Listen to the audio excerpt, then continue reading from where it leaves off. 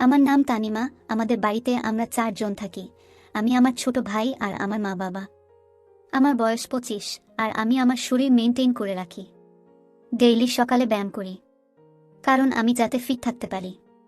আর আমার ভাইয়ের বয়স 20 বছর। আমরা 2 জন বন্ধুর মতো থাকি। আমরা 2 জন একে অপরের কথা শেয়ার করি। একদিন আমি আমার ভাইয়ের সাথে কিছু সিক্রেট কথা শেয়ার করেছিলাম। রোহিত, তোর কাউকে ভালো লাগে নাকি? রোহিত বলল, না দিদি, এখনো তেমন কেউ মিলেনি। তোমার মতো যদি কাউকে পাই তাহলে ভাবব। এর মধ্যেই মা চলে আসলো আর রোহিতকে কোনো কাজের জন্য বাইরে নিয়ে গেল। আমার ভাইয়ের মুখে এইসব কথা শুনে আমি তো পুরা অবাক হয়ে গেছিলাম। আমি শুধু ওই ব্যাপারই ভাবছিলাম। এইসব ভাবতে ভাবতে কখন আমি ঘুমিয়ে পড়েছি আমি নিজেও জানি না। যখন আমি উঠি তখন দেখি বাড়িতে কেউ নেই। হয়তো মা আর রোহিত এখনো আসেনি। তারপর আমি বাথরুম এগিয়ে চান করতে যাই। তখনই না আর রোহিত ভাই বাজার থেকে চলে আসছিল। আমি ওর কাছে গিয়ে কথা বলতে থাকি। কিছুক্ষণ পর ও স্কুল চলে গেল আর আমিও কলেজে চলে যাই। আমি কলেজে গিয়ে আমার ভাইয়ের কথাই ভাবতে থাকি, কারণ আজ পর্যন্ত আমাকে কেউ এরকম কথা বলেনি। তখনই আমার এক বান্ধবী আমার কাছে আসে আর বলে, আরে তানিমা, কি ভাবছিস? আমি বললাম, না রে রানী, আমি কিচ্ছু ভাবছি না।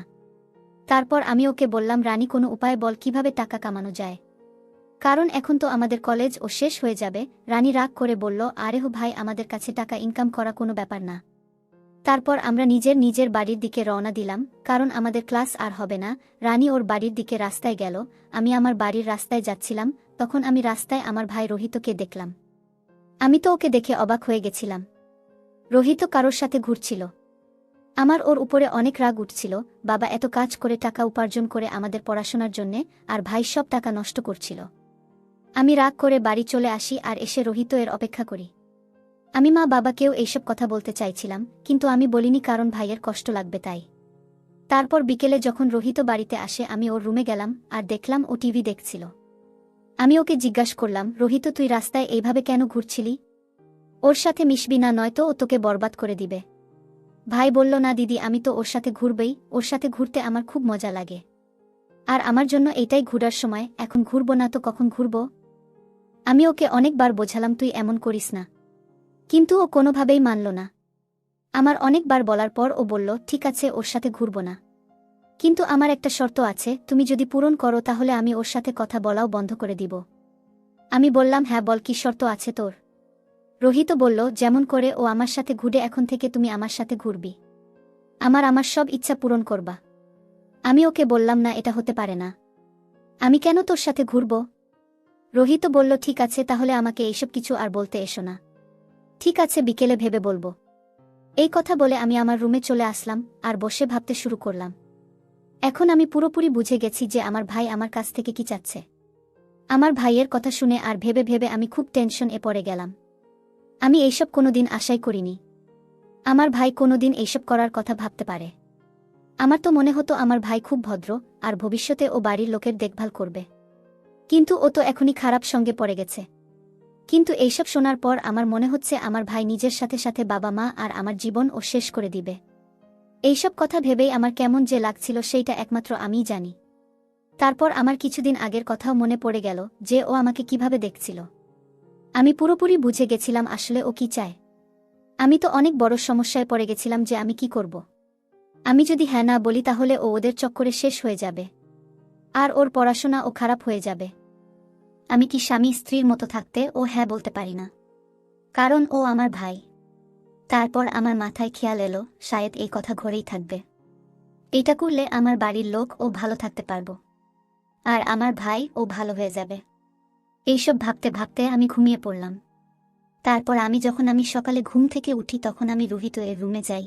প্রথমে তো আমি ওকে অনেক বুঝিয়েছিলাম, কিন্তু ও আমার কোনো কথাই শুনতে রাজি নয়। তারপর আমি ওকে বললাম, ঠিক আছে রোহিত, আমি তোর সব শর্তে রাজি আছি, কিন্তু চলো আমরা আগে শপিং করতে যাই। আমি ওকে বললাম এই কথা যেন আর কেউ না জানে, আর তুই ও আজকের পর কারোর সাথে মেলামেশা করবি না।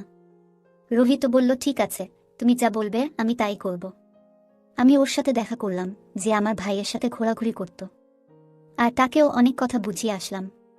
এসে আমি মা এর কাছে এসে রান্নার কাজে মাকে সাহায্য করলাম, কারণ আজকে রবিবার ছিল আর আমার কোথাও যাওয়ার ছিল না। তারপর আমি, বাবা মা আর ভাই খাবার খাচ্ছিলাম। খাবার খাওয়ার পর আমি আর রোহিত শপিং করতে চলে গেলাম। মল গিয়ে রোহিত আমাকে ড্রেস কিনে দিল আর নিজের জন্যই ড্রেস নিল। আমার বাবা মায়ের জন্য ও আমি জামা কাপড় নিলাম। তারপর শপিং করে আমরা একটা রেস্টুরেন্টে খাবার খেয়ে বাড়িতে চলে আসলাম। বিকেল হতেই আমার ভাই রোহিত আমাকে বলতে লাগলো, চলো এখন তুমি নিজের শর্ত পূরণ করো। এই শুনে আমিও নিজের শর্ত অনুযায়ী নিজের কাজ করতে লাগলাম। আর সেদিন থেকে আমি আর আমার ভাই রোহিত স্বামী স্ত্রীর মতো থাকতে লাগলাম। আমি ওর একদম নিজের স্বামীর মতো খেয়াল রাখতাম, আর ও আমার একদম নিজের বউয়ের মতো খেয়াল রাখত। তারপর আমাদের জীবনে যা হওয়ার ছিল সেটাই হয়ে গেল। আমার ভাই খুব খুশি ছিল, আর সাথে সাথে আমিও খুব মজা পাচ্ছিলাম। আর এখন আমার ভাই ও অনেক ভালো হয়ে গেছিল। ও এখন আর কারোর সাথে মেলামেশা করে না, পড়াশোনা করে আর আমার সাথে স্বামী স্ত্রীর মতো থাকে। এভাবেই আমরা ভালোভাবে থাকতে লাগি। আমার ও কোনো উপায় না পেয়ে আমার ভাইকে এইভাবে বুঝাতে হতো। আমার এতে কোনো যায় আসে না, কারণ আমি ওর খেয়াল রাখবো না তো কে রাখবে। আমি একটা চাকরির ইন্টারভিউ দিয়েছিলাম, ওইটার লেটার আসছিল আর আমি ওই কাজ করতে চলে যাই। এখন আমার পরিবার ও ভালোভাবেই চলতেছিল। এখন আমার পরিবার খুব খুশি, আর আমার ভাই ও জীবনে কিছু করার উদ্দেশ্যে চলছে। আমি যদি ওই দিন আমার ভাইকে যদি না বুঝাতাম, তাহলে ও আজকে শেষ হয়ে যেত, আর নিজের সাথে সাথে পরিবারের লোকের জীবন ও শেষ করে দিত। এইভাবে আমি আর আমার ভাই স্বামী স্ত্রীর মতো থেকে আমার পরিবারকে বাঁচালাম। তো বন্ধুরা, ভিডিও ভালো লেগে থাকলে চ্যানেলটা সাবস্ক্রাইব করে দিয়েন। দেখা হচ্ছে পরের ভিডিওতে।